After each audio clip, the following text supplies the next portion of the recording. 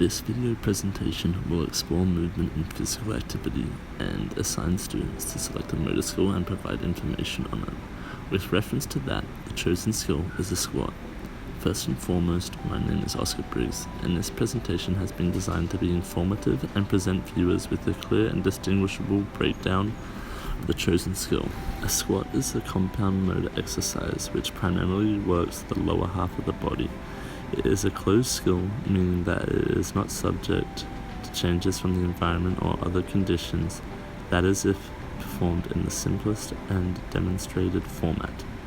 This skill is gross in nature, meaning that it takes place through movement of large muscles within the legs and torso to initiate the movement.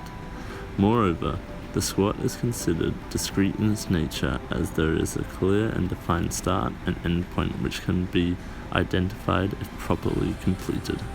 There are numerous critical elements of a squat, and to be proficient in the squat, individuals must be able to satisfy these elements, meaning execute them in a manner where they have control of their body and the movement also. The critical elements of a squat include ensuring your body is in the correct starting position, feet and knees are shoulder width apart, the chest and the rest of the upper body in a neutral, upright position. If unweighted, can be lifted in front of the chest and hands clamped together to prevent swaying that may occur.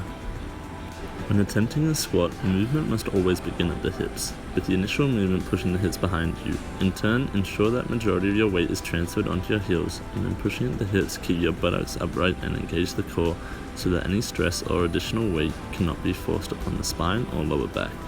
This part of your body, when pushing the hips behind, should also remain straight and neutral. As the torso begins to lower and the upper portion of the legs begin to fold and lower, it is critical that the knees remain above the ankles and in line also. Through practicing this skill slowly, an individual is able to determine for themselves if there is any movement in their knees, or if they remain locked in place. It is also distinguishable through internal feedback in the form of the motion feeling fluid or uncomfortable. Upon reaching the low point, an area which the participant can distinguish by themselves as the lowest point of a squat that they can reach without injury, failure of form, or even discomfortability, there needs to be a drive through the heels of the feet in which the torso begins to rise and the hips can retract into their initial position. However, it is important that this component is done in a controlled manner, meaning that the hips shouldn't deviate from the same course they took in the down phase, as well as the knees should remain locked over the ankles until the lower body has driven back into the starting position. Upon completion, the body can be relaxed. Of course, with any type of motor skill, there are mistakes which individuals can make. Amongst the most common include failure to activate the core muscles and achieve a neutral position of the back, as well as failure to place the feet and knees shoulder width apart. Another mistake is the dropping of the hips instead of pushing them backwards. In doing so, the knees would be naturally inclined to force themselves outwards, and weight would shift from the heels to the outside of the feet. People can also tend to overcommit themselves with the squats also, and go too deep, which can result in the dropping of the hips and a curvature of the spine, which in turn places a large amount of stress on the lower back. Staggering of the up phase is also a common mistake, which sees one's leg returning to neutrality first instead of both of them achieving equilibrium. This can lead to the jerking of the knee and injury also. To achieve improvement in one's squatting ability, they can practice a skill repetitively, but they can also explore other drills which can help to build up motor strength and ability, which in turn enhance their ability to perform the chosen skill at a higher degree of efficiency. These drills include Bulgarian split squat.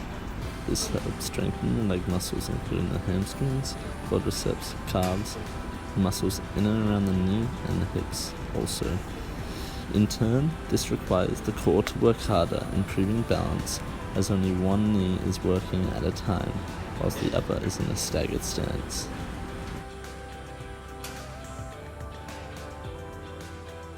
Another exercise which can be implemented to improve the squat ability includes lateral lunges. Lateral lunges develop balance, stability, and strength. They work the inner and outer thighs, including abductor and adductor muscles, and go hand in hand with the squat, as they help to develop smaller muscles which might not be targeted as easily, as well as increase familiarity with a wider base of work.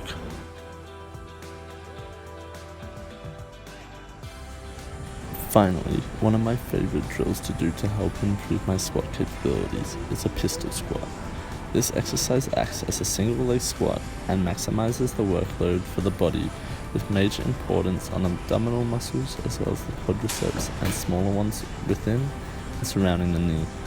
This exercise also helps to improve range of motion and develop motor function when disparity might exist. In this video, the use of a kettlebell provides an extra challenge but also reinforces the slow movement of the skill in order to maintain stability and do the skill properly. I hope this video has been informative, giving you an idea of the type of motor skill that a squat is, as well as the components which go into it and drills to improve it. Thank you.